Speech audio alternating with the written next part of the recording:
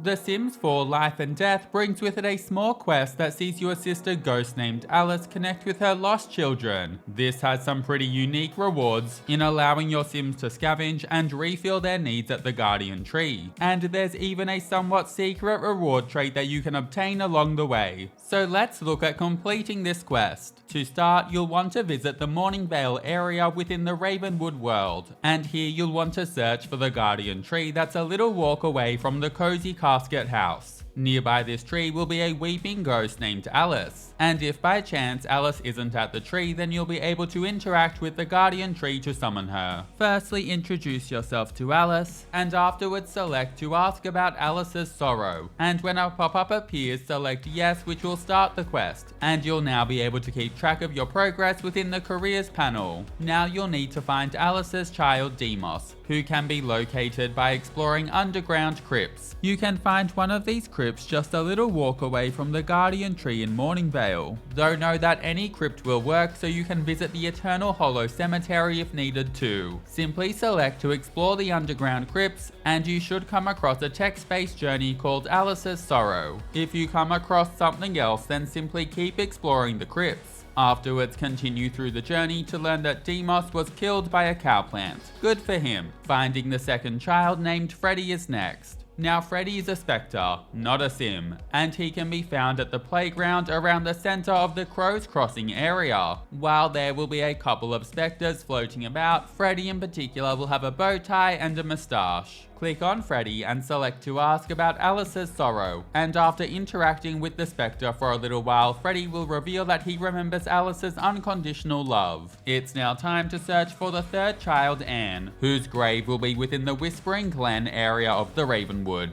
You'll find her grave on a small island towards the top of the area surrounded by the stream, with your sim needing to swim across to it. Once found, select to read the epitaph and learn that she was a beloved mother and wife. And now you just have one more of Alice's children to track down, Edith. Edith can be found within the Crow's Crossing area of Ravenwood, close by to the old Ravenwood estate. Nearby this estate will be the Well of Longing and Regret, and nearby this well will be a ghost child called Edith. There's a few ways that you can go about this. Firstly, you can attempt to communicate with Edith, and if she's open to discussion, then you can ask about Alice's sorrow, which if successful can complete this part of the quest where you learn how she died and became bound to the well. But before interacting with Edith, you may firstly want to take a little detour and interact with the Well of Longing and Regret, and using it you'll want to wish for the courage to face Edith.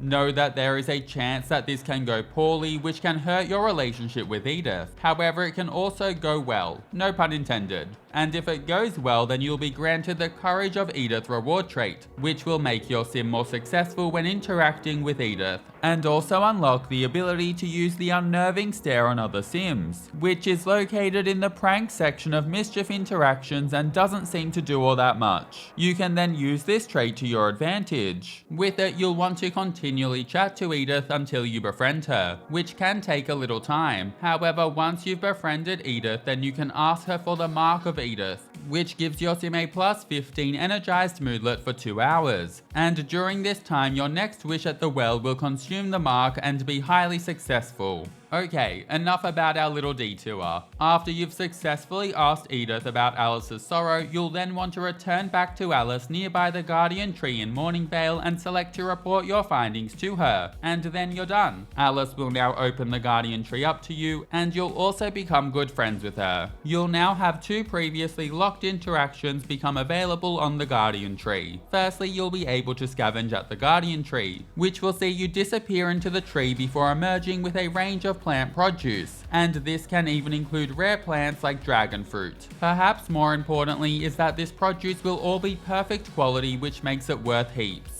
And which means planting this produce will create a perfect quality plant. Scavenging has around a 4-hour cooldown, and it's a great way to progress your gardening collection. You'll also now be able to use the tree to refill your sim's needs, and from what I can tell, it completely maxes your sim's needs, and on top of this, there's no cooldown on how often you can use this interaction, making it rather overpowered. What can I say? We love a tree. And that's a complete guide on how to complete Alice's quest and the rewards you get for doing so. If you enjoyed or found this video helpful, then consider subscribing or giving it a like. I would really appreciate it, and I hope you have an amazing day. See you later!